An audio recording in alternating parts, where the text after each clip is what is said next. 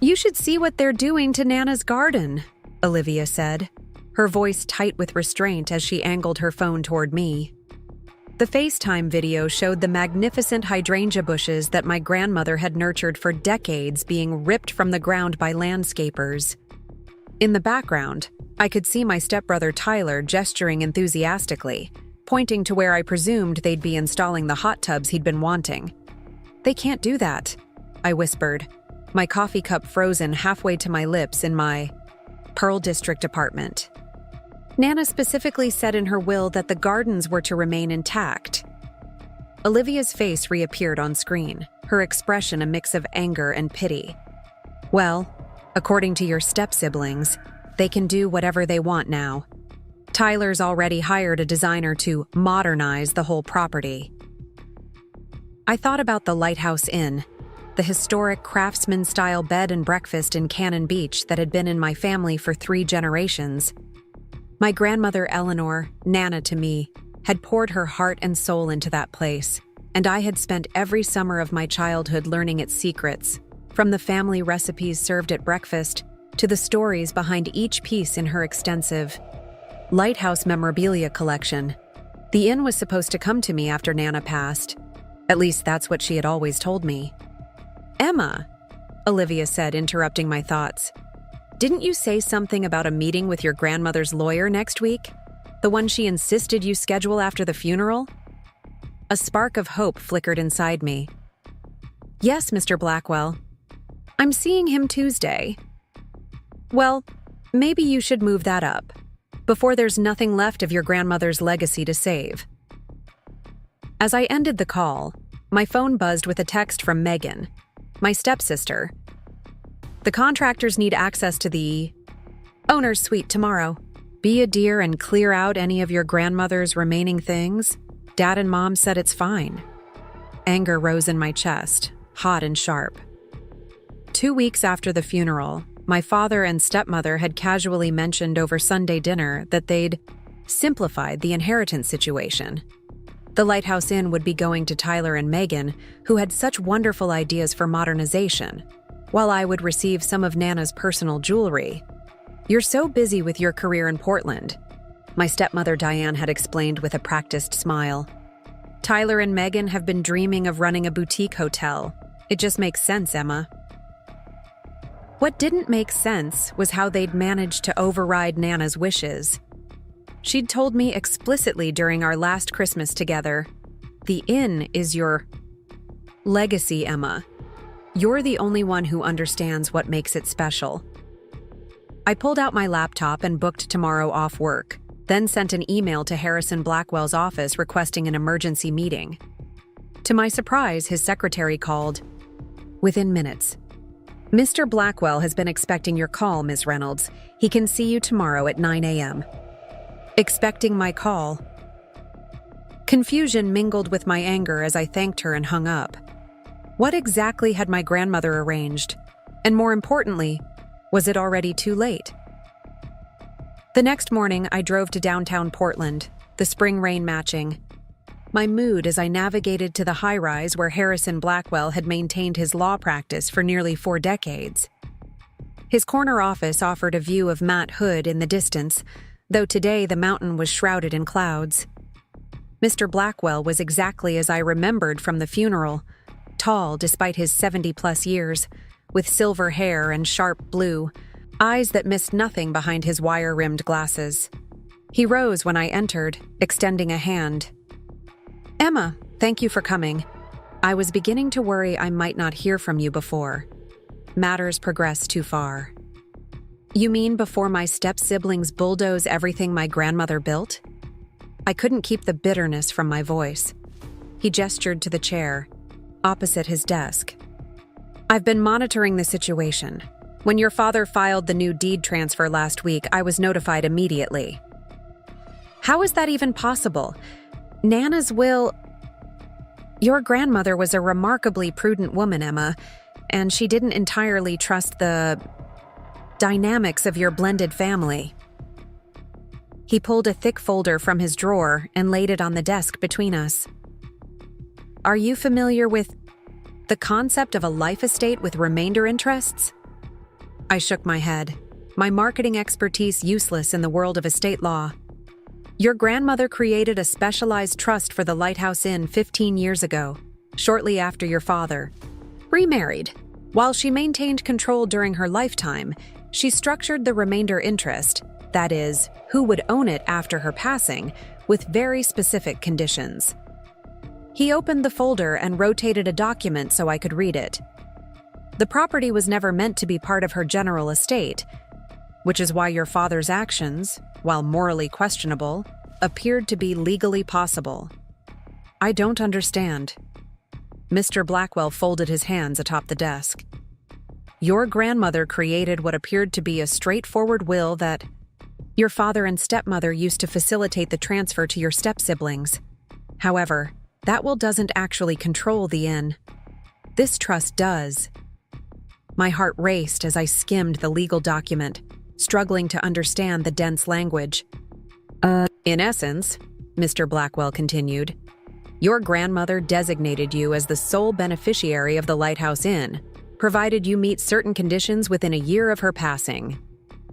What conditions? That you personally oversee the operation of the inn for at least 3 months, continuing its operation as a bed and breakfast in the traditional style she established. She wanted to ensure the property went to someone who valued its history and character, not just its real estate potential. Hope surged through me. So the inn is legally mine, not theirs? Not quite yet. The trust gives you the right to claim it by fulfilling those conditions. But there's a complication. He removed his glasses, polishing them thoughtfully. Your father has already filed documentation transferring ownership to your step-siblings. While that transfer is invalid under the terms of the trust, reversing it will require legal action. I deflated slightly. So I'll need to sue my own family. There's a provision for that as well. Mr. Blackwell's expression softened. Your grandmother anticipated possible resistance. The trust includes funding for any necessary legal representation and specifically authorizes me to act on your behalf in ensuring its terms are honored. For the first time since Nana's funeral, I felt the weight on my shoulders lighten. I wasn't alone in this fight. The next step would be a formal cease and desist to halt any modifications to the property, followed by legal proceedings to validate the trust's priority over the fraudulent transfer. And if we win? Mr. Blackwell's smile reminded me of my grandmother's, determined and slightly mischievous. When we win, Emma, your step-siblings and parents will have some explaining to do. The trust includes penalties for attempted circumvention, including liability for any damages to the property. I thought of the hydrangeas being ripped out, of Tyler's plans for hot tubs and a modern aesthetic that would erase everything that made the Lighthouse Inn special. How soon can we start? I asked. Mr. Blackwell was already reaching for his phone. We already have. I filed preliminary paperwork the moment I received notification of the deed transfer. I was simply waiting for you to make your decision about whether you wanted to pursue your grandmother's legacy. As I left his office an hour later, clutching copies of the trust documents, I felt something I hadn't experienced since before. Nana's death, purpose.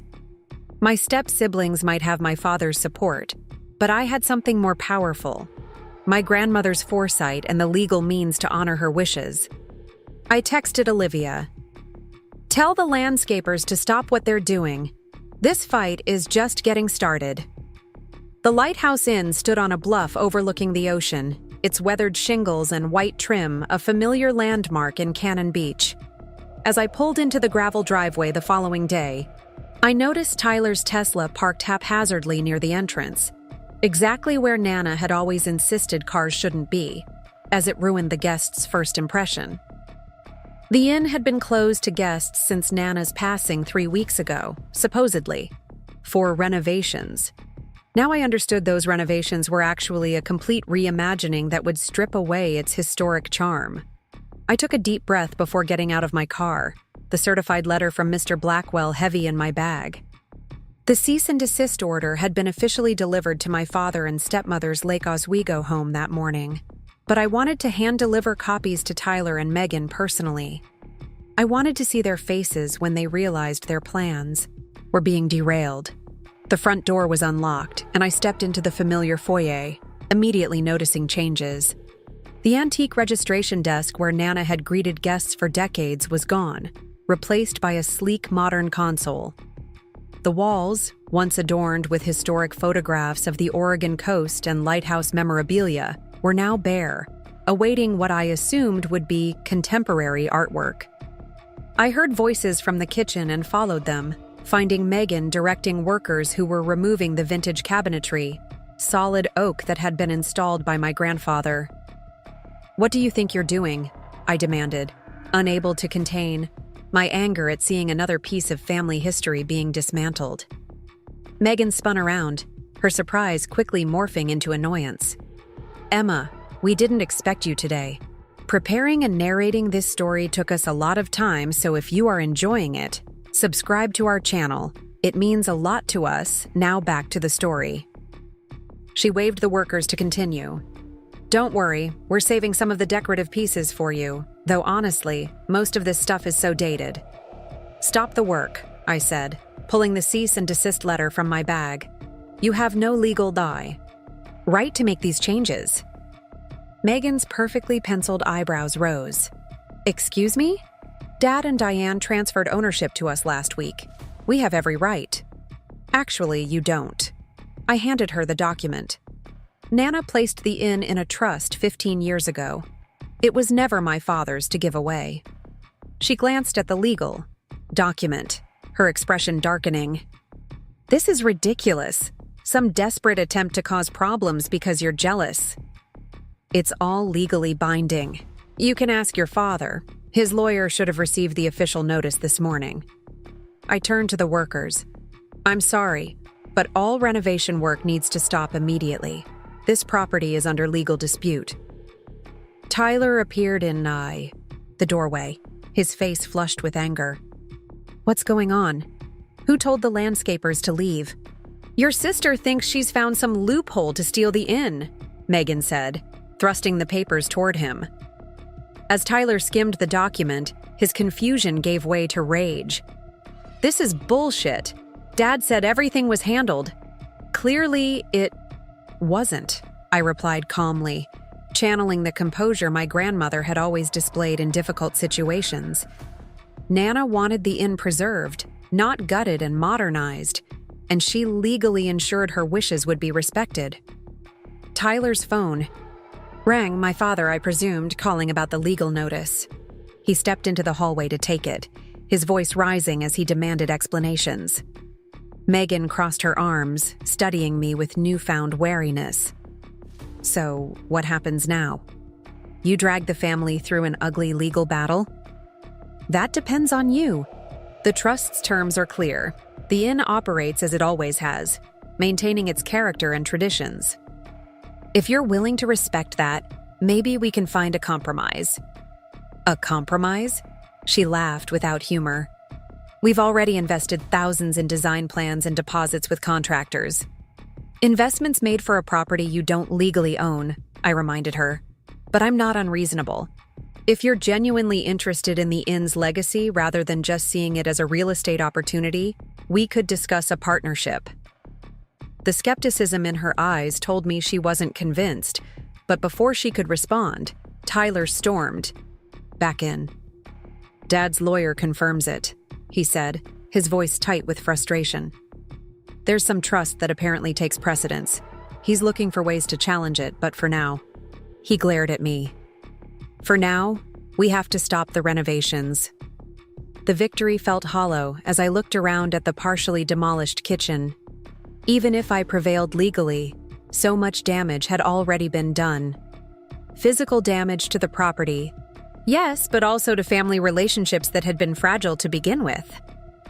"I'll be back tomorrow," I told them, "with a contractor to assess what can be salvaged. In the meantime, please don't remove anything else from the property." As I turned to leave, Megan called after me. "This isn't over, Emma. Dad won't let his mother disinherit his new family from beyond the grave." I paused at the door. This isn't about disinheritance, Megan. It's about respecting what the inn means, not just to me, but to the community, and to everyone who's built memories here over the years. I gestured to the half-demolished kitchen. Look around and ask yourself if this is really honoring my grandmother's legacy. I left without waiting for her response, the heaviness in my chest both familiar and different, grief for what had already been lost, but now tempered with determination to save what remained. The next 2 weeks passed in a blur of legal meetings and property assessments. I took a leave of absence from my marketing job in Portland, temporarily moving into the caretaker's cottage behind the inn. Mr. Blackwell had arranged for a court order preventing any further renovations while the ownership dispute was resolved, which meant the property sat in limbo, part historic inn, part construction zone. My father made his position clear during a tense phone call 3 days after the cease and desist. "You're tearing this family apart for a building," he said, his disappointment evident even through the phone. "Your grandmother had no right to bypass my authority on family property." "It was her property, Dad, not yours," I reminded him. "And she didn't make this decision lightly. She wanted the inn preserved as it's always been. Times change, Emma. You can't expect a business to stay frozen in amber." Tyler and Megan had viable plans for making the place profitable again. I bit back the urge to mention that the inn had always been profitable under Nana's management. She had simply prioritized guest experience over maximizing revenue. Instead, I tried a different approach. "The trust doesn't completely exclude them," I said. "It just ensures the inn's character is maintained. If they're genuinely interested in being involved while respecting its history, there could be a place for them." His scoff told me what he thought of that possibility. "They've already made commitments based on ownership. Contractors, designers, a marketing company. This delay is costing them thousands." "I'm sorry about that, I really am. But bulldozing Nana's gardens and gutting rooms that have been unchanged for decades isn't preserving what makes the Lighthouse Inn special." After a heavy silence, he sighed. "Your stepmother and I won't be taking sides in this, Emma. If you and your step-siblings can't work this out reasonably, then the courts can decide." Not taking sides was, of course, taking a side, just not mine. But I'd expected nothing different. Since his remarriage 12 years ago, my father had consistently prioritized his new family's desires, perhaps overcompensating for the years Diane's children had spent without a father figure. The court date for the preliminary hearing was set for the following month, but I couldn't wait that long to begin addressing the damage. With Mr. Blackwell's approval, I hired specialists to evaluate what could be salvaged from the renovations and began the process of planning restoration. One afternoon, as I was photographing the remnants of Nana's garden for a landscaper who specialized in heritage plants, I was surprised to see Megan watching me from the porch. "Don't mind me," she said when I noticed her. "Just collecting some personal items from my room." Under the terms of the court order, Tyler and Megan were still permitted to access the property, though they couldn't continue renovations. They'd both been conspicuously absent since our confrontation, letting their lawyers and my father handle communications. I nodded and returned to my task, but instead of going inside, Megan descended the porch steps and approached. "Why did she do it?" she asked abruptly. I lowered my camera. "Do what?" "Create this trust that excluded us. Your grandmother always seemed to like Tyler and me.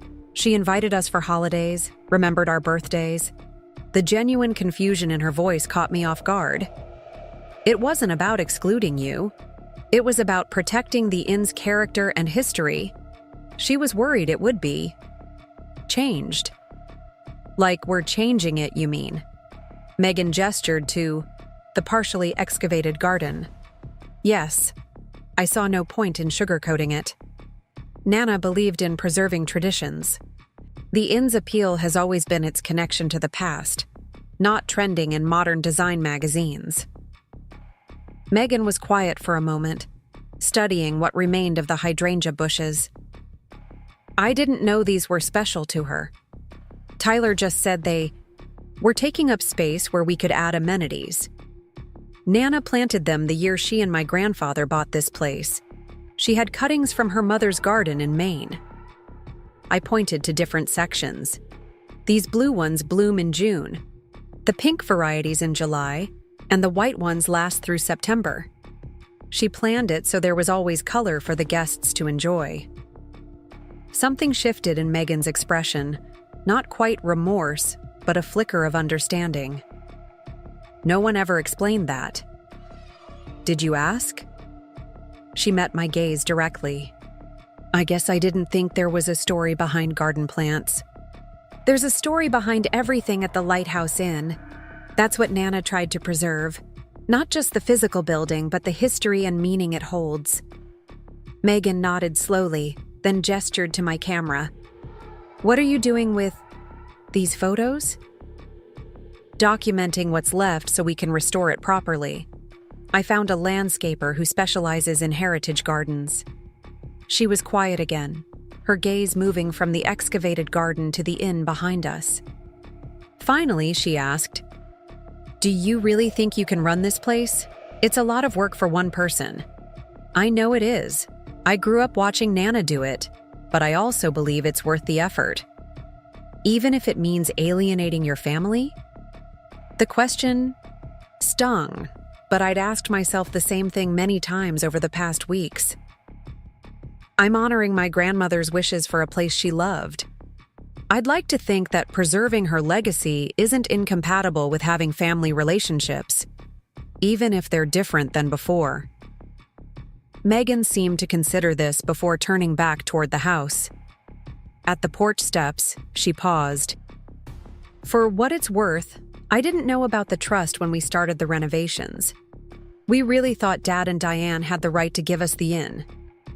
It wasn't an apology exactly, but it was the closest thing to an olive branch since this conflict began. I believe you, I said. And surprisingly, I did. The preliminary hearing was scheduled for a Tuesday morning in late May. Mr. Blackwell had prepared me for what to expect.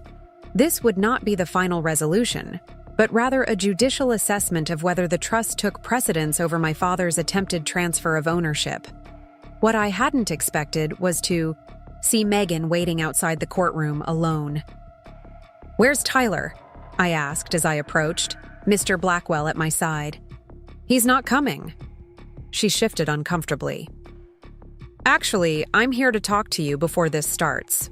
Privately?" Mr. Blackwell nodded and stepped away, giving us space but remaining within eyesight. "Tyler's withdrawing from the case," Megan said once we were alone. "And so am I." I blinked in surprise. "What?" "We've instructed our lawyer to acknowledge the validity of the trust. The inn is yours, as your grandmother intended." This sudden capitulation left me speechless. After weeks of legal maneuvering and family tension, the abrupt surrender seemed too good to be true. "Why?" I finally managed. Megan's gaze dropped to her hands. "I've been doing some thinking since we talked in the garden about why we wanted the inn in the first place." She looked up, meeting my eyes. It wasn't about the history or what made it special. Tyler saw dollar signs in the beachfront property values, and she sighed. "I just like the idea of playing hotelier, hosting wine tastings, and impressing my Instagram followers." That's surprisingly honest. "Yeah, well, honesty's been in short supply lately." She glanced toward the courtroom doors. "I went back to the inn yesterday, really looked at what we'd already changed. Then I found some old photo albums in the library, saw what it used to be." She shook her head. "We would have destroyed everything. That made it unique, turned it into something that could be anywhere." I studied her face, searching for the catch. "Does my father know about this decision?" "We told him last night. He's not happy, but..." She shrugged. "It's not his fight." "And Tyler really agreed to this?" A flicker of discomfort crossed her features. "Let's just say I had some leverage. His plans for the property weren't exactly aligned with zoning regulations. Plus, I reminded him that a protracted legal battle would drain the trust fund he's planning to use for his startup. Mr. Blackwell approached, having noticed our extended conversation. "Everything all right, Emma?" I looked at Megan, still processing this unexpected development. "I think so. Apparently there won't be a hearing today." As Mr. Blackwell conferred with Megan to confirm the details, I found myself torn between relief and suspicion. Was this genuine recognition of what the inn represented, or simply a strategic retreat when they realized they might lose in court? Once the formalities were handled and the hearing canceled, Megan and I stood awkwardly in the courthouse hallway. "So, what happens now?" she asked. "I start repairs, try to undo the renovation damage, get the inn ready to reopen for the summer season." She nodded, then hesitated before speaking again. "I know we don't have any right to ask, but Tyler and I were wondering if there might still be a place for us there. Not as owners," she added quickly. I don't know. I thought maybe I could help with marketing, social media. Tyler's less interested, honestly, but I'd like to be involved somehow." The request surprised me, but looking at her, really looking beyond the history of family dynamics and recent conflict, I saw something I recognized. Someone searching for meaningful connection, just as I had found at the inn during childhood summers with Nana. "Let me think about it," I said, not ready to commit, but not wanting to dismiss the possibility either. The trust does emphasize keeping the inn in the family, though not necessarily through ownership. Relief softened her features. "Thank you for considering it, I mean." As we parted ways outside the courthouse, I realized the battle I'd been preparing for had transformed into something unexpected. Not a clear victory or defeat, but an opening for something new to emerge from the conflict. The Lighthouse Inn reopened on the summer solstice, exactly as Nana had done each year following the winter closure. The restoration wasn't complete. Some things couldn't be rushed or replicated instantly, but the essential character had been preserved and damaged elements repaired as faithfully as possible. The garden was coming back slowly, with new hydrangea bushes planted alongside the few that had survived the excavation.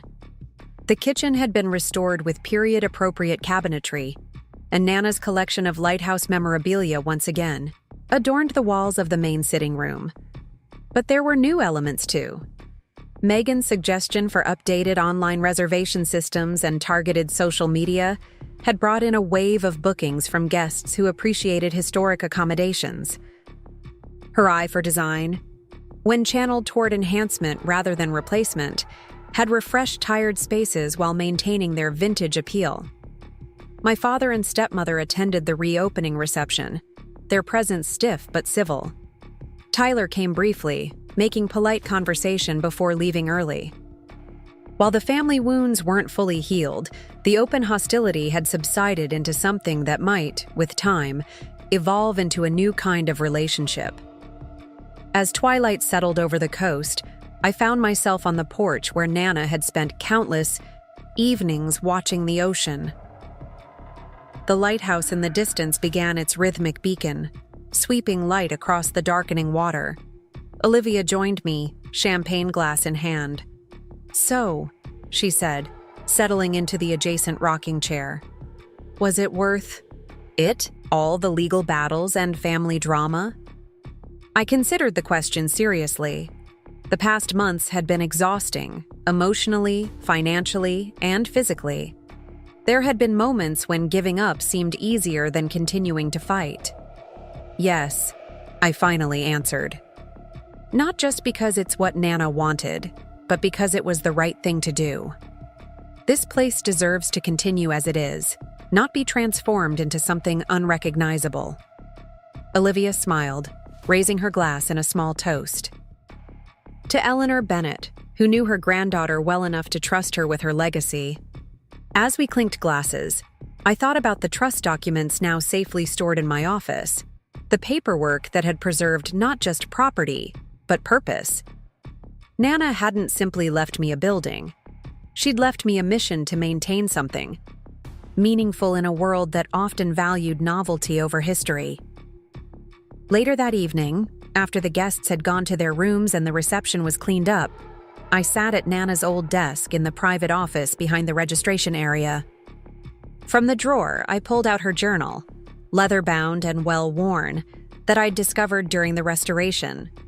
I'd been reading it bit by bit, finding comfort in her words and insights. Tonight, I turned to an entry from 15 years ago, dated just after she'd created the trust. Visited Harrison today to finalize the trust for the inn. Some might call it excessive caution, but I've seen too many family treasures dismantled by those who didn't understand their value. Emma has the heart for this place. She sees beyond the building to the stories it holds. Robert may not understand. My decision now, but perhaps someday he will. Legacy isn't about equal distribution, but about careful stewardship. The right hands matter more than the most hands. I traced my fingers over her handwriting, feeling a renewed connection to her, wisdom and foresight. The inn hummed quietly around me, creaking floorboards, distant waves, the soft murmur of guests in the common areas. All sounds that had remained constant through generations of stewardship. Megan had asked earlier if I would continue Nana's tradition of adding a personal entry in the guest book each season, recording the inn's ongoing story. I'd been uncertain, not wanting to presume I could fill my grandmother's role so completely. But now, sitting at her desk with her journal beside me, I pulled the leather-bound guest book forward and picked up a pen. The blank page waited, just as the inn's future stretched before me. A responsibility, yes, but also a gift. June 21st, I began. The Lighthouse Inn welcomes another summer season, continuing a tradition that stretches back 3 generations. Though the hands that tend it may change, the heart of this place remains the same. A beacon of history, hospitality, and home. As I wrote, I felt Nana's presence not as a ghost, but as a continuation. Her vision living on through choices, made and traditions honored. The inheritance she'd protected wasn't just the physical property, but the understanding of what truly matters. Not what we possess, but what we preserve. The summer season progressed with a rhythm both familiar and new. Each morning began with breakfast service in the sunlit dining room, where I'd revived Nana's signature recipes: blueberry scones, local seafood quiche, and her famous lighthouse-shaped shortbread cookies. The guests, many of them returning visitors who'd known my grandmother, seemed relieved to find the inn's soul intact despite the change in management. Megan had surprised me by following through on her offer to help. 3 days a week, she'd arrive with her laptop, setting up in the small office to manage the inn's social media presence and online marketing. Her approach was markedly different from what she'd originally planned. Instead of glamorous photos emphasizing luxury, she highlighted the authentic history and character of the property, featuring stories of longtime guests and the inn's place in local history. "I'm getting twice the engagement with half the effort," she explained one afternoon as we reviewed the analytics. "People are drawn to the authenticity. They can find sleek modern hotels anywhere, but there's only one Lighthouse Inn." Her words echoed what Nana had been saying for years, though I doubted she realized it. I simply nodded, not wanting to point out the irony. My father and Diane maintained a careful distance, neither fully supportive nor openly antagonistic. They declined my invitation to the traditional 4th of July barbecue for guests and locals, citing prior commitments, but sent a generous arrangement of flowers with a card that read, "Wishing you success." It wasn't reconciliation precisely, but it wasn't continued warfare either. Tyler was another matter entirely. After the abrupt withdrawal from the legal case, he'd essentially disappeared. From family matters, Megan mentioned that he'd thrown himself into his tech startup, working 16-hour days and rarely even coming home to the Lake Oswego house he shared with our parents. "He feels humiliated," she confided one evening as we sat on the porch, after closing. Not just about losing the inn, but about being wrong. Tyler doesn't handle being wrong very well. I never wanted to humiliate anyone, I said, watching the waves roll in. I just couldn't let Nana's legacy be erased. Megan sipped her wine thoughtfully. I know that now, but at the time, all we saw was you blocking our plans, not preserving something important. She gestured to the garden, where the new hydrangeas were beginning to bloom.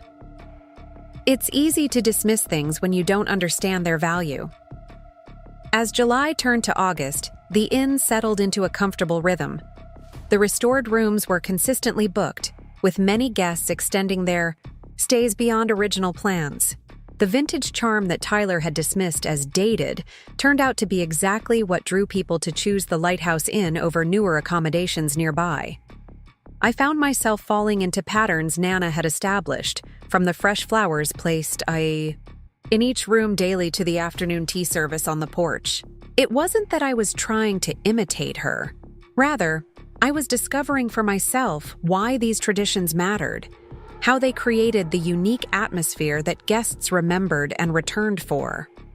The first real test of my newfound role came in late August when a severe storm warning threatened the Oregon coast. Nana had always had a protocol for these situations, one I'd observed but never managed myself.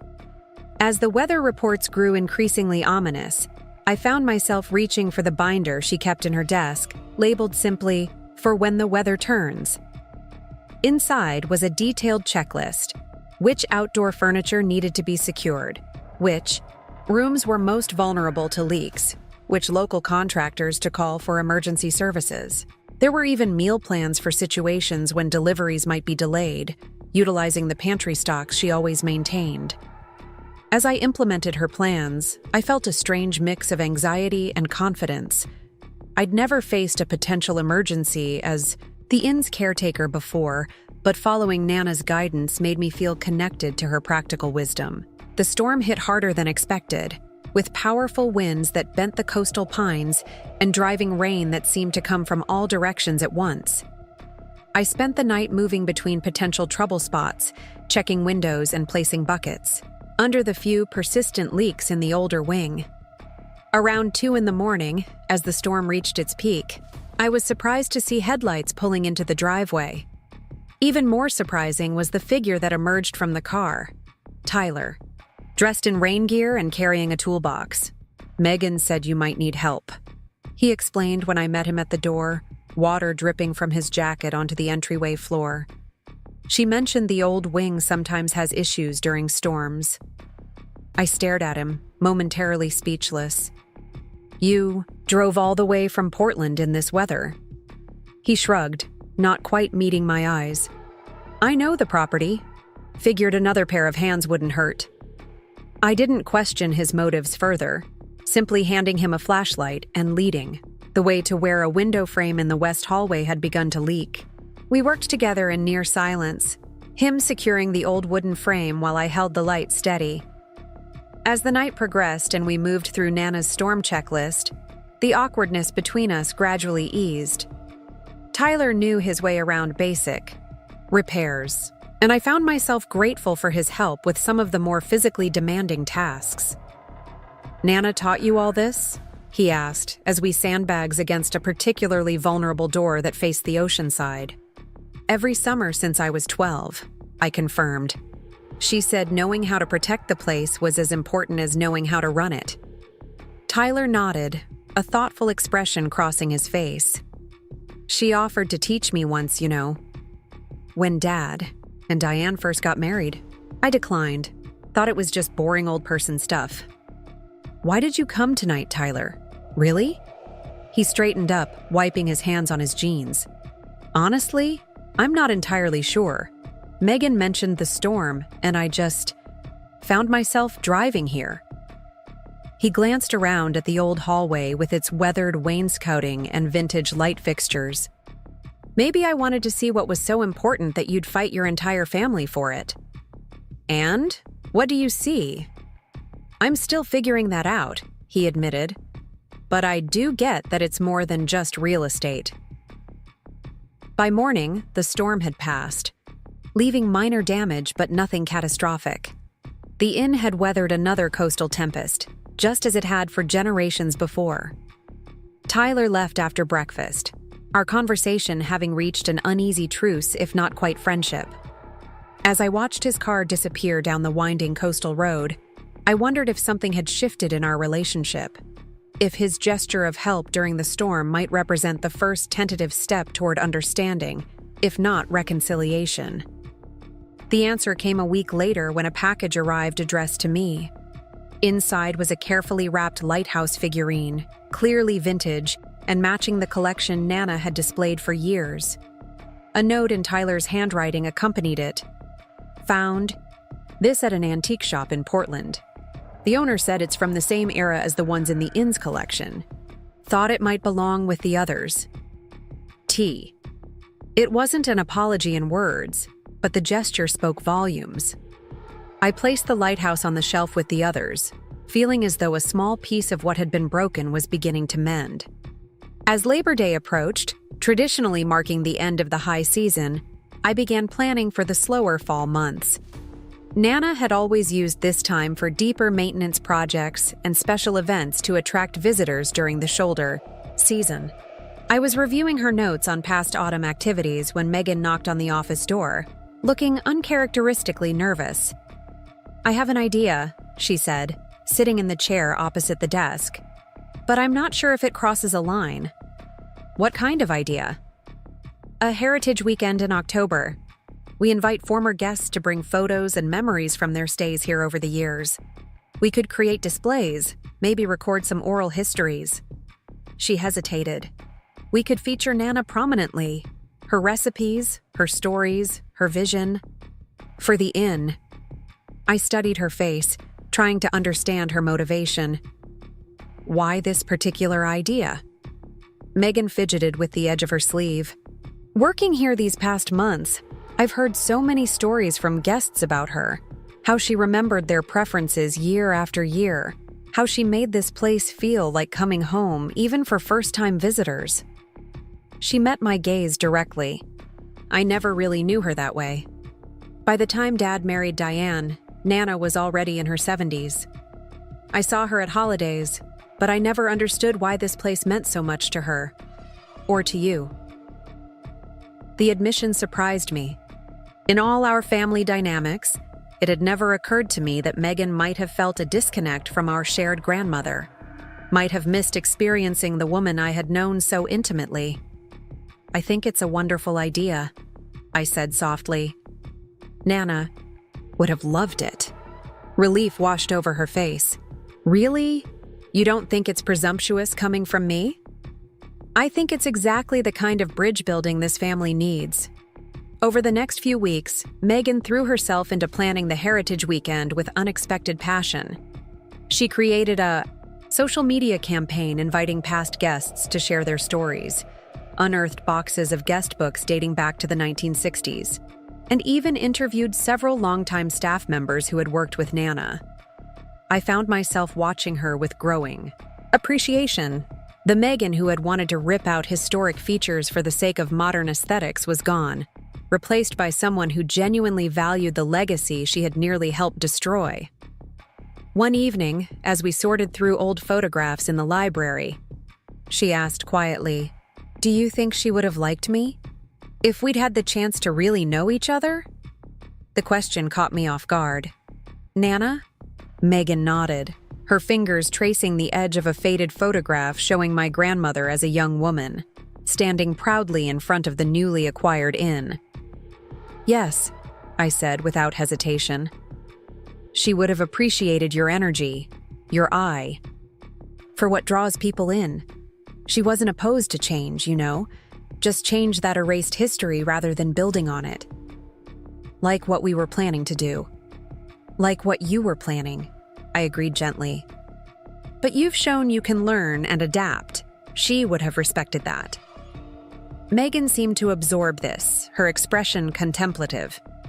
"I wish I'd known her better, known this place better before we tried to reinvent it." "You're getting to know it now," I pointed out. "That counts for something." The Heritage Weekend in mid-October proved more successful than either of us had anticipated.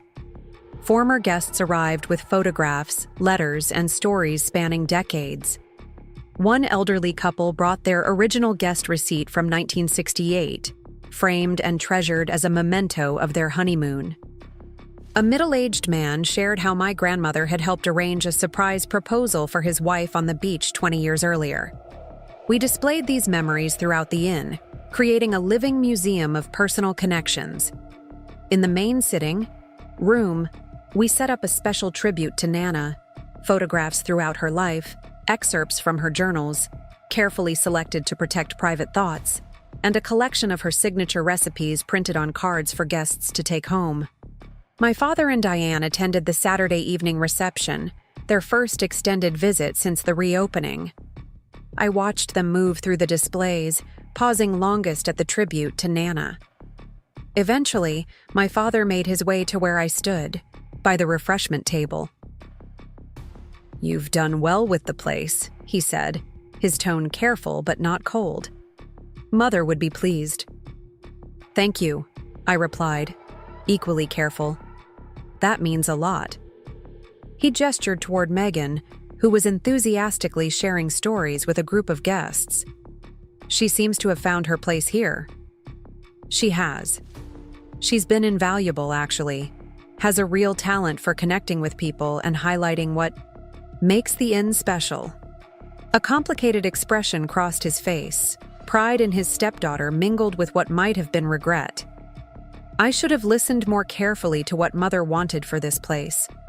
I thought I knew better, what would make it successful in today's market. "The inn has never struggled financially," I reminded him gently. "Nana understood that its character was its strength, not its weakness." He nodded slowly. "I'm beginning to see that." After a moment's hesitation, he added, "I'm sorry, Emma, for trying to override her wishes, for not respecting what this place means to you." The apology, though simple, felt monumental.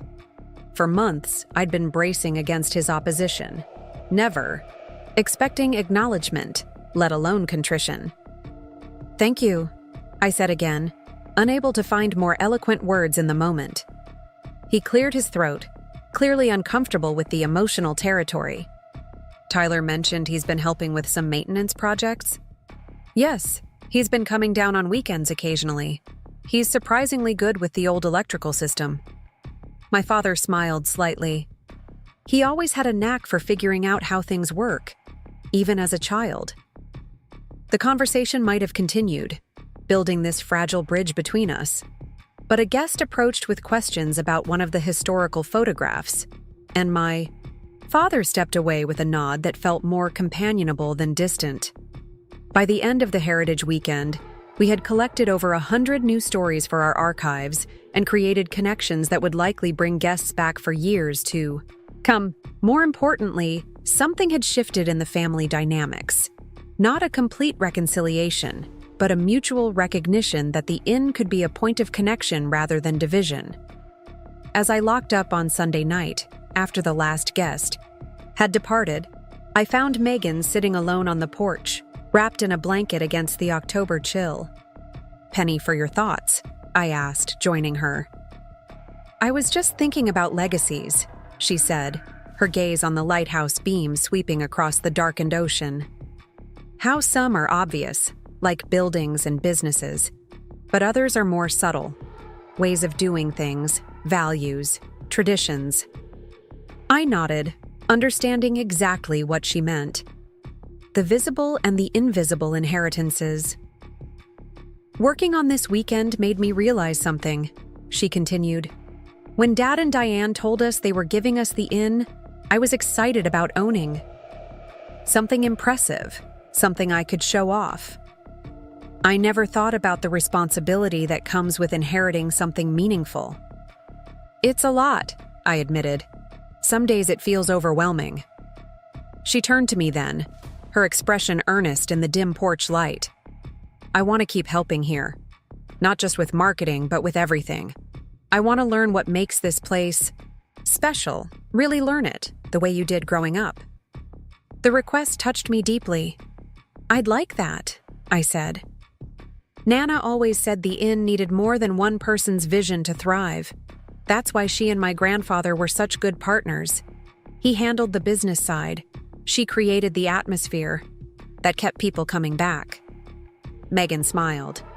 "So I could be the business person, and you could be the keeper of traditions?" "Something like that, though I think we both have elements of both sides." We sat in comfortable silence for a while, listening to the waves and the occasional creak of the old building settling for the night. "Do you think Tyler will ever come around completely?" she asked eventually. I considered the question carefully. "I think he's finding his own way to connect with this place. It might not look like what you and I are doing, but that doesn't make it less valid." "And Dad and Diane?" "Time will tell. But today felt like a beginning." As if to punctuate my words, the lighthouse beams swept across the water once more, momentarily illuminating the darkness before continuing its endless cycle of guidance and protection. "Beginnings are good," Megan said softly, "especially when they're built on understanding what came before." In that moment, on the porch where my grandmother had spent countless evenings contemplating the same view, I felt the true weight and wonder of what she had preserved for me. Not just a historic inn with its tangible beauty, but a foundation for healing family wounds that had seemed irreparable only months before. The inheritance she had protected wasn't limited to property deeds and trust documents.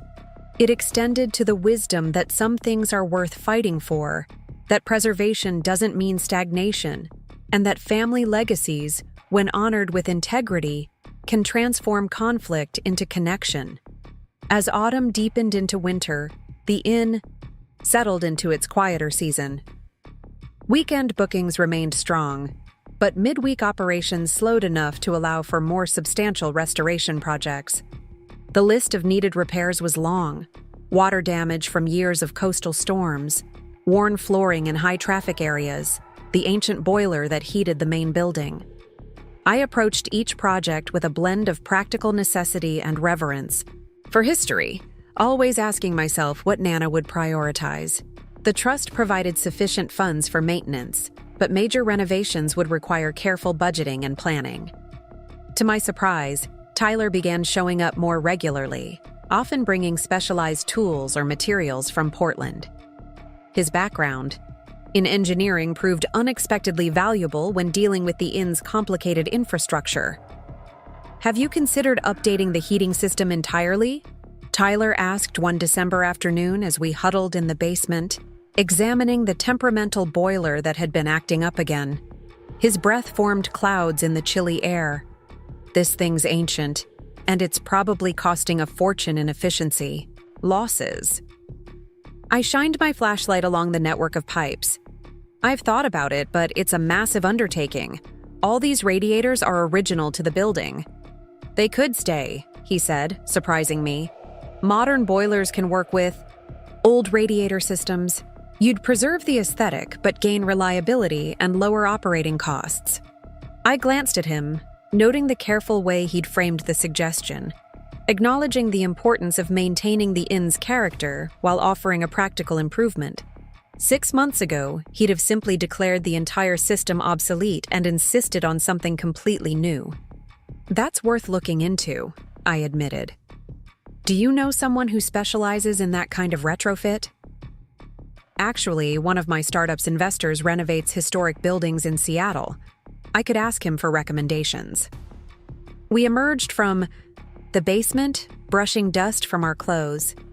The inn was quiet, with only 3 rooms occupied midweek. Through the windows I could see the winter ocean, steel gray and forbidding, whitecaps visible even from a distance. "Want some coffee?" I offered. "Megan brought those beans you like from that Portland roastery."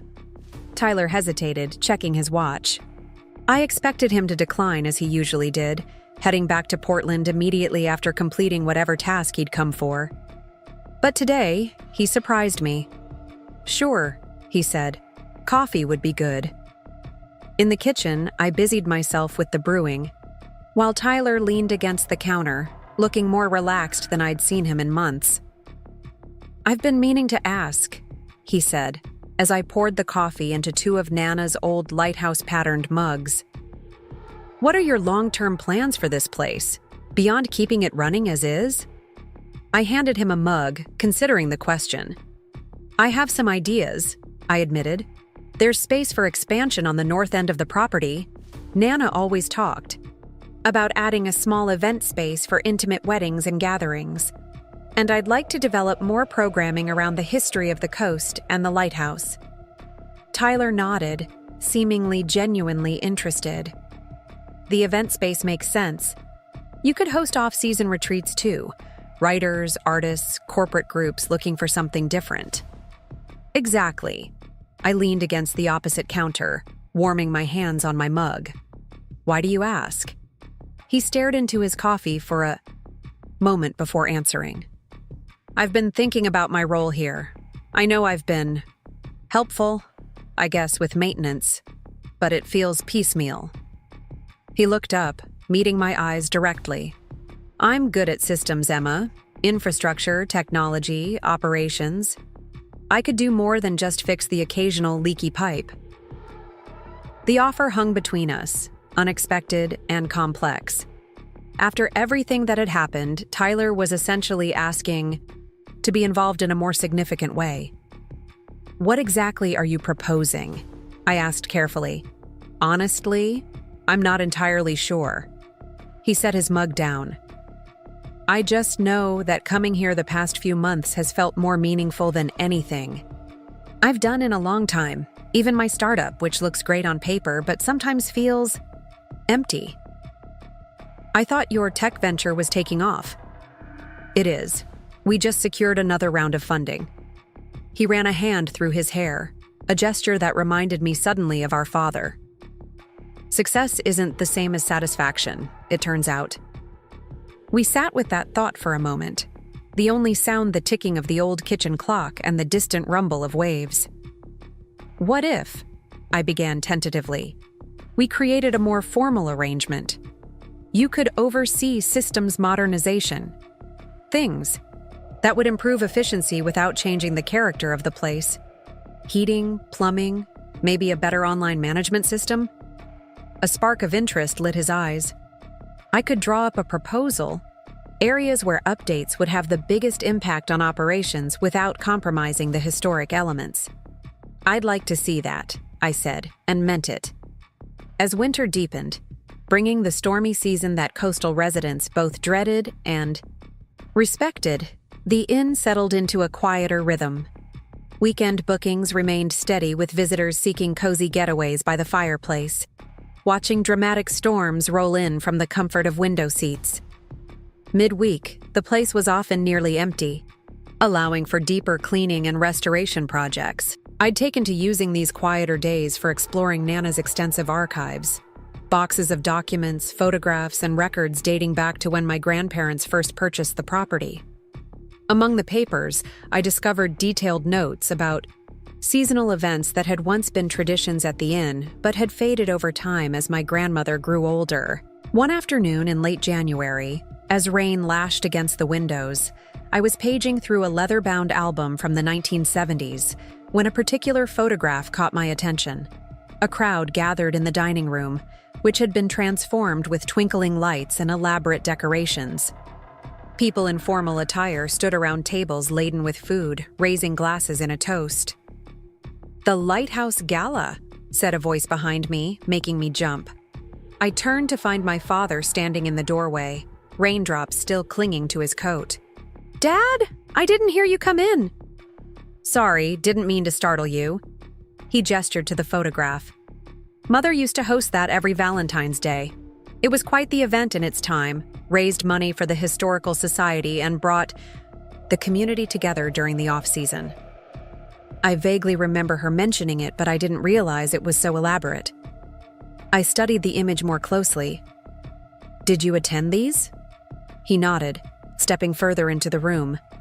"Every year until I left for college, then sporadically after that." A nostalgic smile touched his lips. "It was where I met your mother, actually, February 1988. This was news to me. You never told me that." "Didn't I?" He looked genuinely surprised. "She was helping serve at the event. A friend of hers worked here and needed extra hands. I came home from Portland for the weekend to help Mother with some repairs." He chuckled softly. Spilled punch all over myself trying to impress her. The image of my usually composed father as a clumsy young man trying to catch a woman's attention made me smile. Clearly it worked out eventually. "It did." He hesitated, then added, "Your mother loved this place too, you know. Before she got sick, she talked about us retiring here someday, helping your grandmother run it." This revelation landed with unexpected weight. My mother had passed away when I was 14, and over the years, my memories of her had softened into generalities, rather than specific details. That she had shared my connection to the inn was both comforting and painful.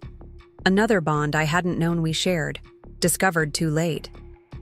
"I didn't know that either," I said quietly. My father moved to the window, looking out at the storm-tossed ocean. "There's a lot I haven't told you, Emma. About your mother, about my relationship with this place."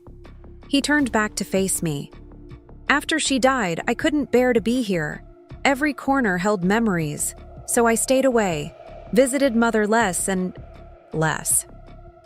"And then you met Diane."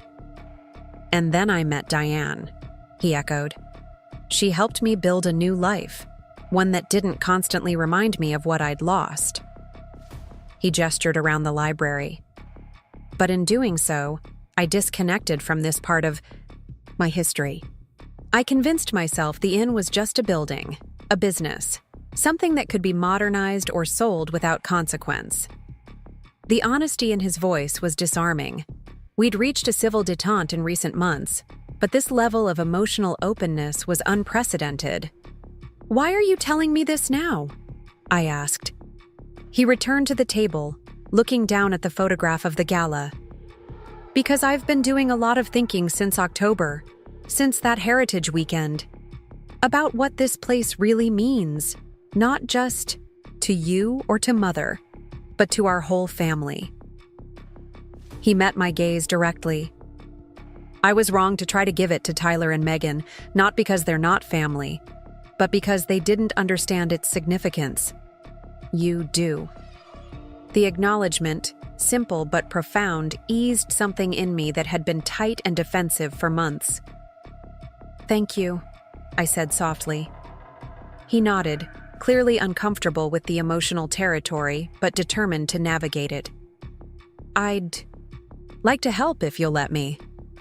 Not with ownership or management, that's rightfully yours, but perhaps with reconnecting. Sharing what I remember from when your grandparents first ran this place." "I'd like that very much," I said, meaning it sincerely. He gestured to the photograph again. "Starting with this, perhaps. The Valentine's Gala. It was something special. Brought the whole community together during the dreary part of winter. Do you think it could work again? In less than a month?" "With help, maybe." An unexpected spark lit his eyes. "I still know most of the old-timers in town who used to attend. I could reach out, gauge interest." And so began an unexpected collaboration. My father became a regular visitor to the inn, spending hours helping me piece together the elements that had made the gala special, from menu items to decoration details. He reached out to longtime community members who responded with enthusiasm to the idea of reviving the tradition. Megan threw herself into the marketing, creating elegant digital invitations that mirrored the paper ones from decades past.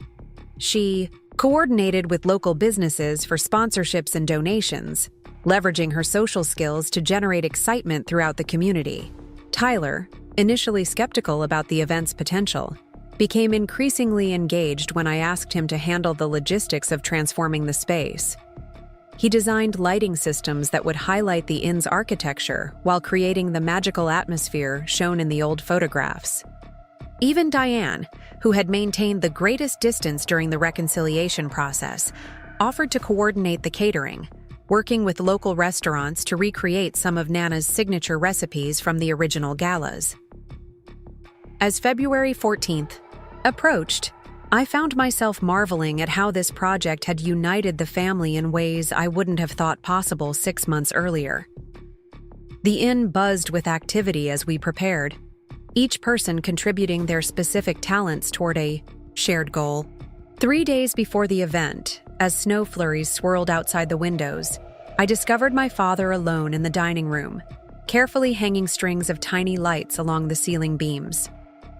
"Need help?" I offered, picking up the end of a strand that had fallen to the floor. "Thanks." He secured his end before taking mine. "Your grandmother used to insist these all be hung by hand, no shortcuts. Said it made the room feel like it was filled with stars." I climbed the stepladder to help fasten the lights. "You've remembered so many details about these galas. I had no idea they meant so much to you." He was quiet for a moment, focusing on untangling a knot in the wires.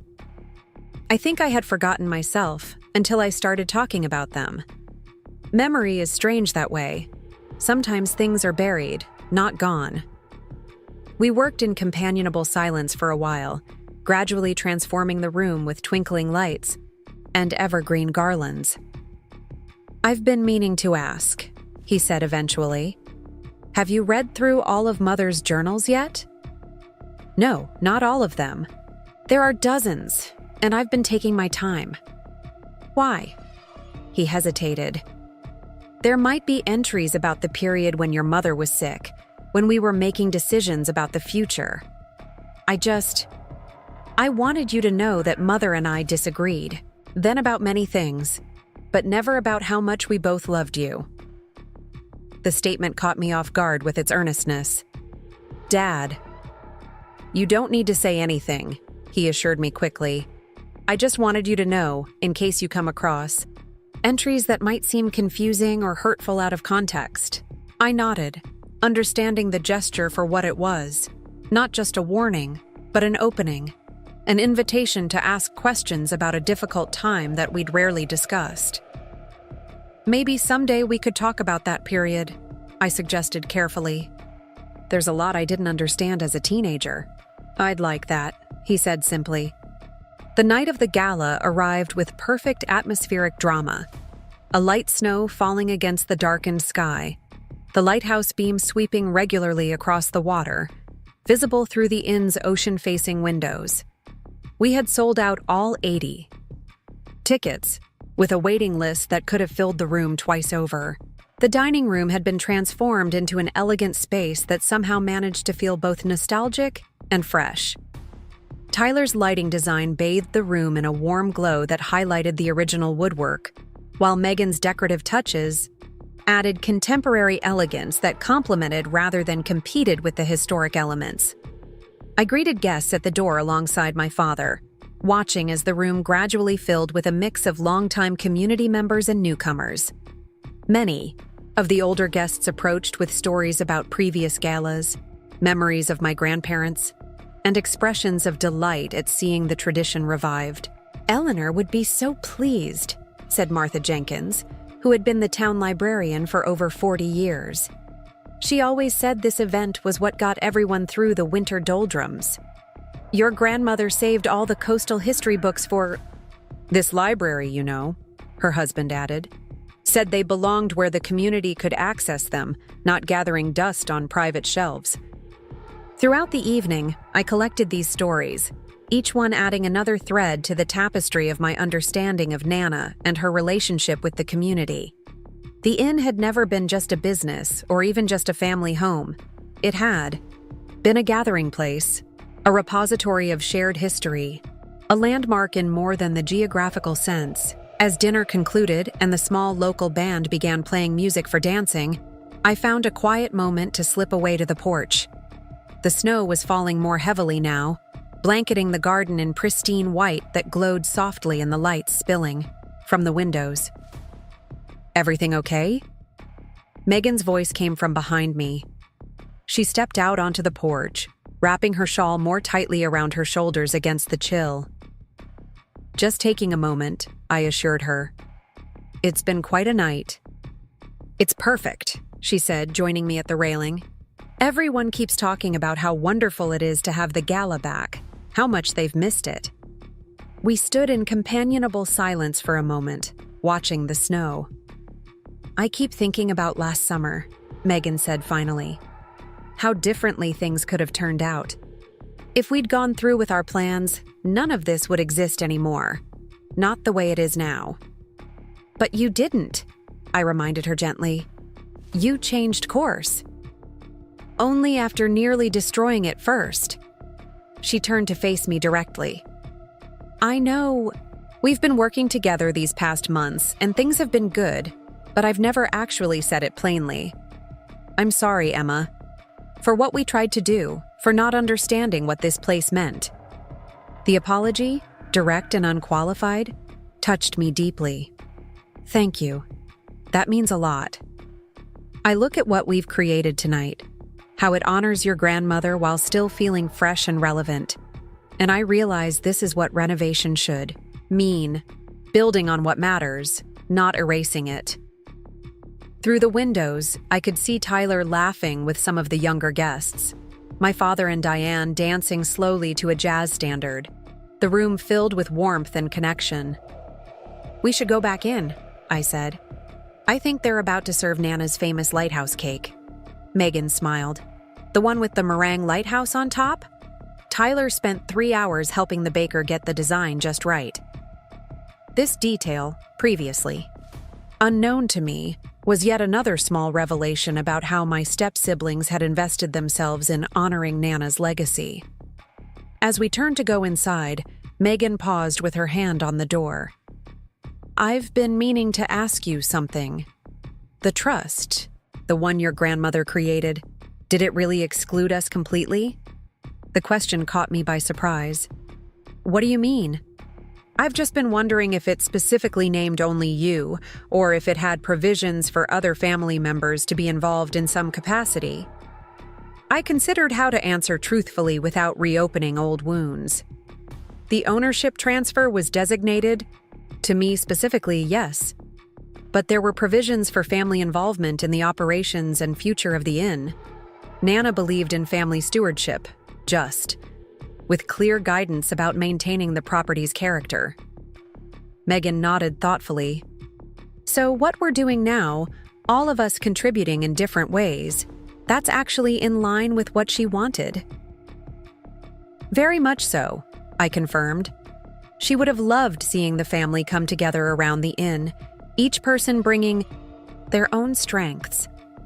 A slow smile spread across her face.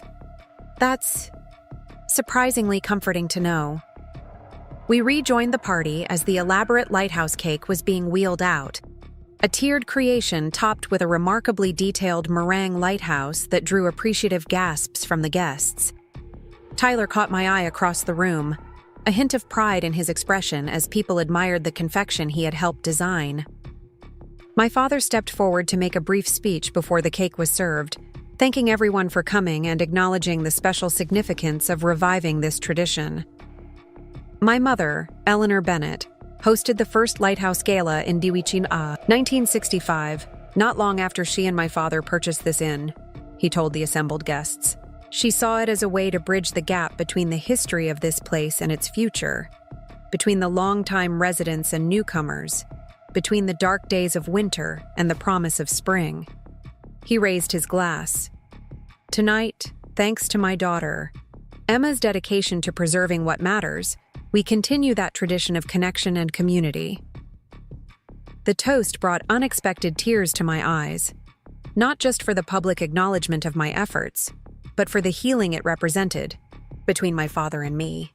As glasses were raised around the room, I felt Nana's presence not as a ghost, but as a continuation, her vision living on through these gathered people and their shared appreciation for what the inn represented. Later that night, after the last guests had departed and the family gathered in the kitchen for a quiet moment before heading to bed, Tyler surprised me by raising another toast. To Emma, he said, lifting his mug of hot chocolate, spiked, I suspected, with something stronger. who fought for this place when the rest of us were too blind to see its value. And to Nana, Megan added, who was wise enough to make sure it would be protected. My father nodded, adding softly, and to new traditions built on the foundation of the old. As we clinked mugs in the warm kitchen, the snow continuing to fall outside, I realized that what we were celebrating wasn't just the success of the gala, or even the preservation of the inn. We were marking the emergence of something new from the conflict that had nearly torn us apart. A family reconfigured but stronger, a legacy not just preserved but evolving. The inheritance Nana had protected wasn't limited to the physical property with its weathered shingles and creaking floorboards.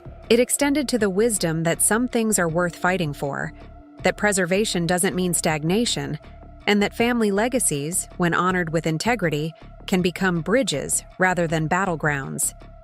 Outside, the lighthouse beam continued, its steady sweep across the darkness, guiding ships safely to harbor through the snow-filled night. Constant, reliable, and enduring, just as Nana had intended her legacy to be. Spring arrived at the Oregon coast with a gentle persistence, bringing longer days, patches of wildflowers in the garden, and a gradual increase in visitors to the Lighthouse Inn. The gala had generated renewed interest in the property, with bookings steadily filling the calendar through summer and early reservations already coming in for fall. With the busier season approaching, I faced practical decisions about staffing and operations. The inn had always employed local people, many of whom had worked for my grandmother for decades. Most had found other positions during the months. The inn was closed or under renovation, and I needed to determine how many to bring back and in what capacity. The April morning when I sat down to review applications was unusually sunny, with light streaming through the office windows. I'd spread the papers across Nana's old desk, creating piles based on position and experience, when a knock at the door interrupted my concentration. Tyler stood in the doorway, looking uncharacteristically nervous. Got a minute? There's something I want to talk to you about. Sure. I gestured to the chair opposite the desk. What's up? He sat, glancing at the scattered applications. Staffing decisions? Trying to get organized before the season fully kicks in. May through September is always the busiest time. Tyler nodded, then took a deep breath. That's actually related to what I wanted to discuss. I've been thinking about my involvement here. My stomach tensed slightly. Despite our improved relationship, part of me still expected him to withdraw, to decide the family reconciliation had gone far enough and returned fully to his Portland life. I'm listening, I said carefully. I've decided to step back from my startup, he said, surprising me completely. I'm keeping my ownership stake, but I've brought in another CEO to handle daily operations. That's a big decision. Are you sure? He nodded, looking more certain now. The past few months working here have made me realize something. The startup is exciting on paper. Disruptive technology, potential for acquisition, all the things that look good to investors. But it doesn't give me the satisfaction I've found here. Working on a historic inn? I couldn't keep the surprise from my voice. Working on something real, he clarified. Something with history and meaning, where I can see the direct impact of my contributions. He leaned forward. Emma, I'd like to formally join the management team here. Focus on operations, systems, the business side of things. I studied his face, looking for any sign of ulterior motive but finding only sincere determination. What about Portland? Your life there? I can keep my condo for now, but I've been looking at properties in Cannon Beach. Something within walking distance. He gestured toward the ocean visible through the window. Besides, with remote work being so common now, I can maintain my tech industry connections while being based here. The proposal was simultaneously logical and startling. Tyler had the business and operational skills the inn needed, complementing my focus on guest experience and historical preservation. but bringing him formally into management would fundamentally change our dynamic and the inn's future. "This is a family business," he continued when I didn't immediately respond. "And like it or not, we are family. Different branches of the same tree, maybe, but still connected. I think we could make a good team, each focusing on our strengths. What does Dad think about this?" "He doesn't know yet. I wanted to talk to you first, since you're the owner." The acknowledgement of my position, stated plainly without resentment, meant more than he probably realized. "I'd need to think about the specific arrangement," I said cautiously. "Reporting structure, responsibilities, compensation." "Of course." He slid a folder across the desk. "That's why I prepared this. A formal proposal outlining how I see the role working, including salary expectations based on industry standards for boutique hotels. I'm not looking to take over, Emma. I'm looking to contribute." I opened the folder, skimming the meticulously prepared document. It was thorough and thoughtful, with clear delineation of responsibilities that respected my ultimate authority while carving out a meaningful role for him. "And Megan?" I asked, looking up. "How does she fit into this vision?" "That's up to her and you. She loves handling the marketing and events, but I'm not sure she wants a full-time role. We haven't discussed it specifically." I nodded, closing the folder. "I need time to review this properly, but I'm open to the idea." The relief on his face was evident. "That's all I'm asking for now, a fair consideration."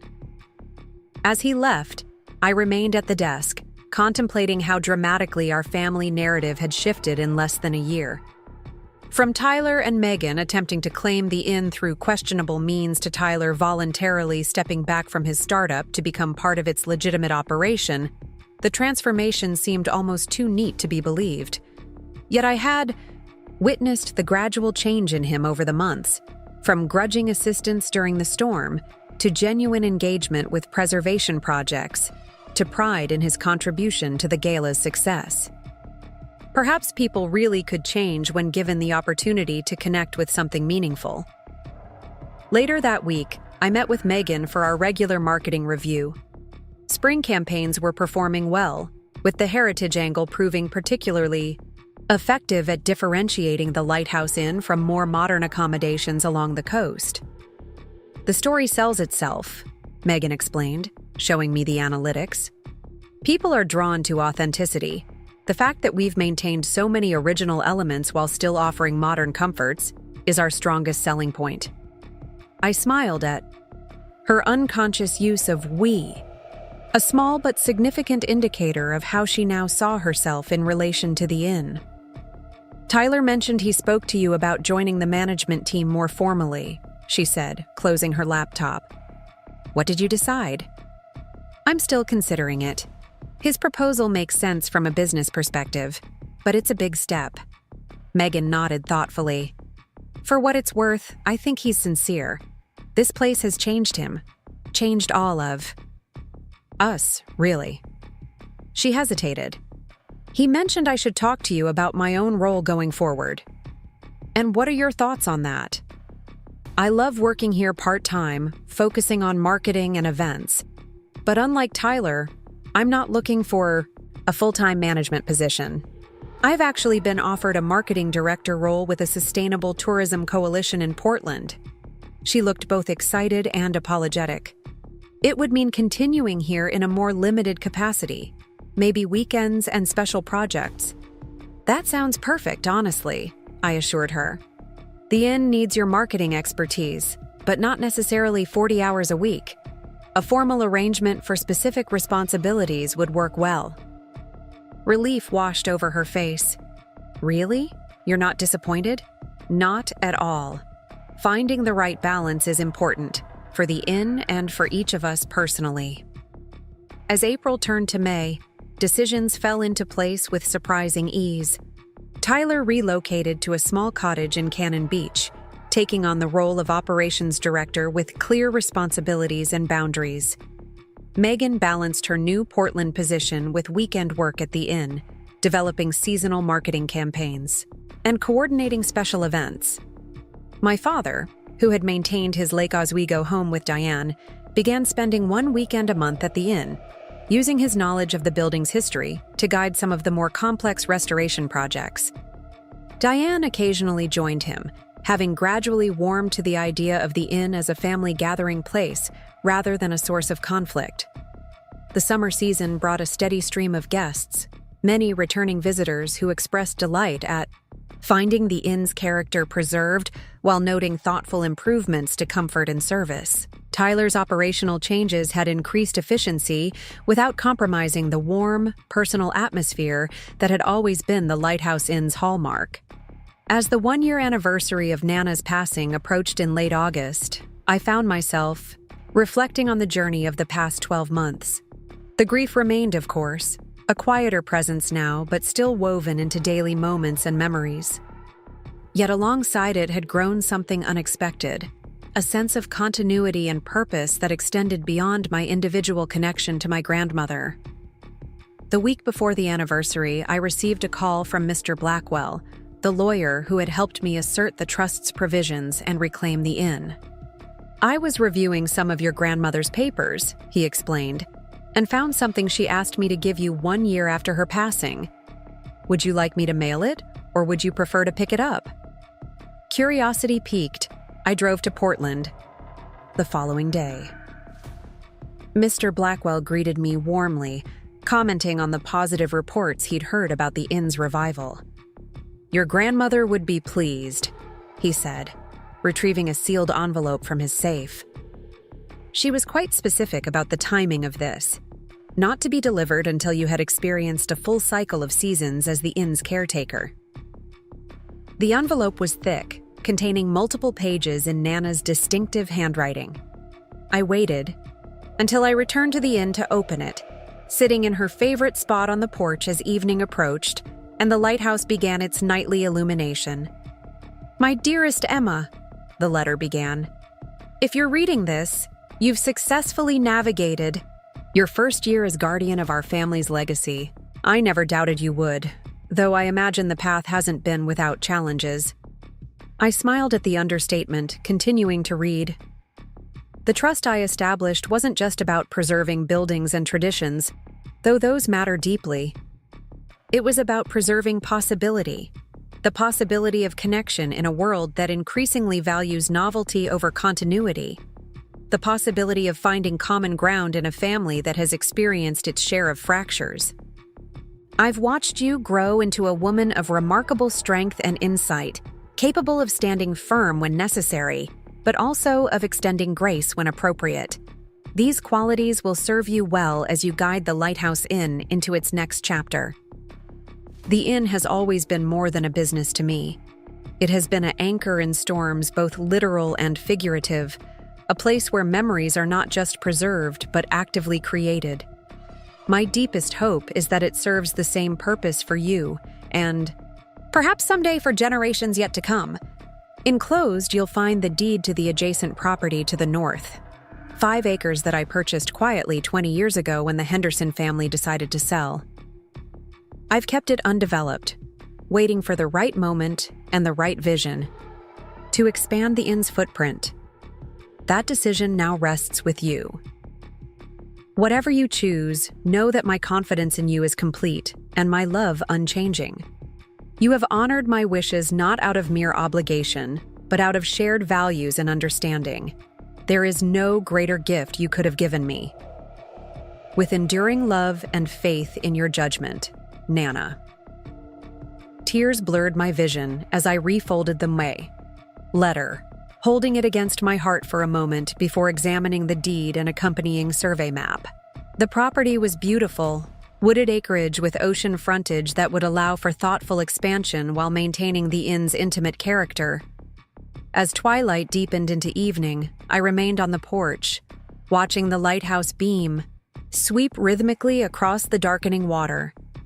The past year had transformed not just the inn, but our entire family, healing old wounds, creating new connections, finding value in what we had nearly lost. The expansion possibility Nana had provided wasn't just about physical growth, but about extending the inn's legacy and meaning. Already, ideas were forming.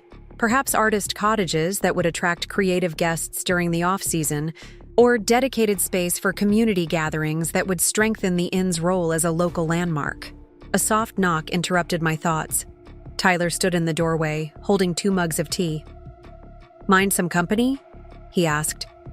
"Megan just arrived from Portland, and Dad called to say they'll be here tomorrow for the weekend. I thought we might all have dinner together tonight, if you're up for it." "That sounds perfect."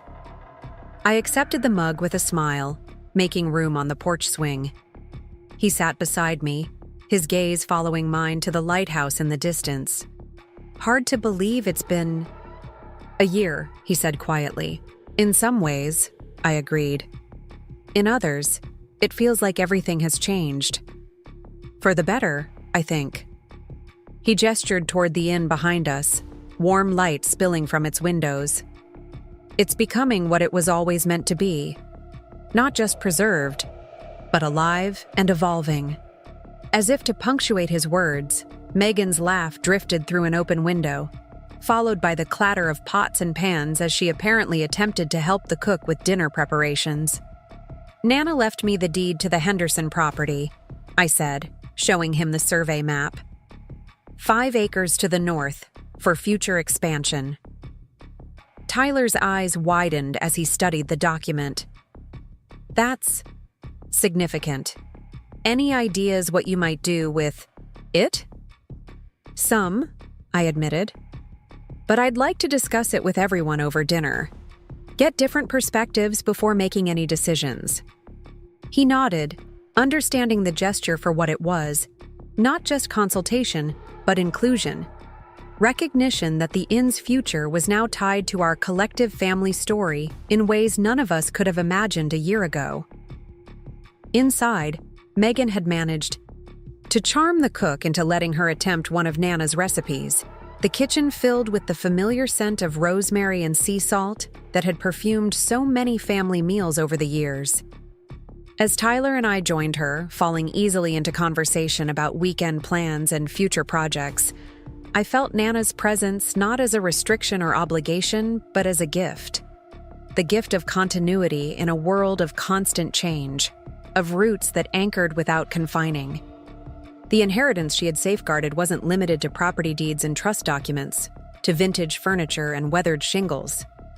It encompassed something far more valuable: the understanding that legacies aren't simply preserved or discarded, but actively shaped by those who receive them, that what we inherit becomes meaningful through how we honor it while making it our own. Outside, the lighthouse beam continued its steady sweep across the darkness, guiding vessels safely to harbor as it had for generations, constant, reliable, and enduring, just as Nana had intended her legacy to be. And as we gathered around the table that evening, a family reconfigured but stronger for its challenges, I knew we had found our way home. 1 year later, I stood on the newly constructed observation deck that overlooked both the original Lighthouse Inn and the carefully designed expansion on the Henderson property. The morning fog was just beginning to lift, revealing glimpses of the ocean beyond and the lighthouse that had given the inn its name. "Quite a view," my father said, joining me at the railing. "Your grandmother would have approved." "Do you really think so?" I asked, genuinely curious about his perspective. Now that we'd moved beyond the tension that had once defined our relationship, he nodded, his gaze taking in the harmonious blend of old and new structures. "She wasn't against change, Emma. She was against erasure. This." He gestured to the artist cottages nestled among the trees, designed to echo the craftsman style of the main building while incorporating sustainable modern elements. "This honors what came before while creating something new." That's exactly what she wanted. The expansion had been a family project in the truest sense, with each member contributing their particular strengths. Tyler had overseen operations and infrastructure, ensuring the new buildings met both historical aesthetic standards and modern efficiency requirements. Megan had developed a marketing campaign that positioned the artist residency program as an extension of the inn's community connection. My father had shared invaluable insights about the property's history and Nana's original vision. Even Diane had found her place in the process, using her background in education to develop programming for the new community workshop space, where local artisans could teach traditional crafts to guests and residents alike. The first artists arrive next week, I reminded him. Are you and Diane still planning to stay for the welcome reception? Wouldn't miss it. He smiled, the expression now coming more naturally when we spoke of the inn. I've been looking forward to meeting that glass artist from Seattle. Her work reminded me of some pieces Mother collected in the 70s.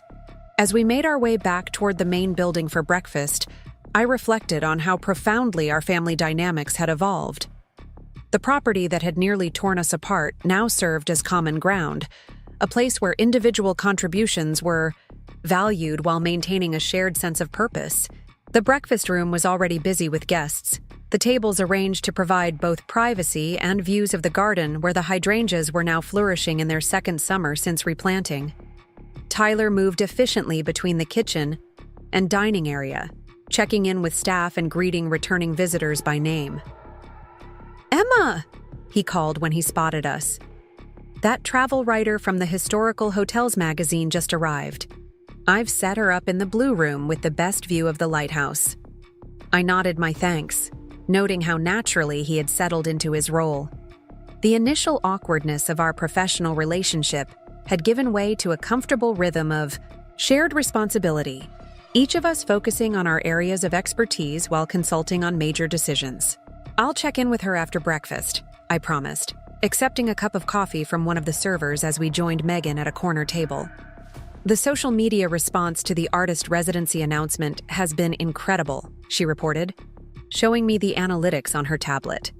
Applications for the fall and winter sessions are already coming in. I think we've found our niche for the off-season. This had been our primary goal for the expansion, creating a sustainable year-round purpose for the property that would maintain its economic viability without compromising its character.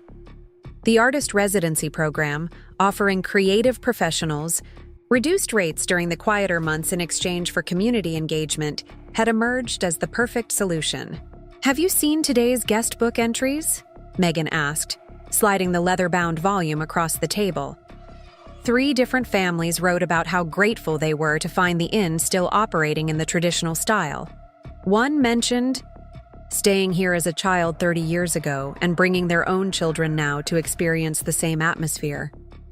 I smiled, paging through the handwritten comments. This continuity of experience across generations was exactly what Nana had sought to preserve through her careful planning and legal foresight. After breakfast, I made my rounds of the property, checking in with staff and guests while noting small maintenance issues to discuss with Tyler later. The routine had become comfortable, each season bringing its own rhythms and challenges, each day affirming the decision to fight for this legacy. In the library, now expanded to include a reading nook in the bay window, I found Diane arranging a display of local history books for guests to browse.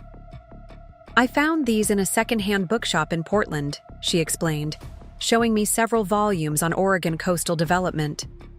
Some of them mention the inn specifically during its early years. Our relationship had warmed gradually, moving from cautious politeness to genuine appreciation for each other's contributions to the family business. She had never directly apologized for her role in attempting to redirect the inheritance, but her consistent support for the inn's preservation spoke volumes about her changed perspective. These will be perfect for the history corner, I told her. Thank you for thinking of it. Outside, the garden path led me to the newest addition, to the grounds.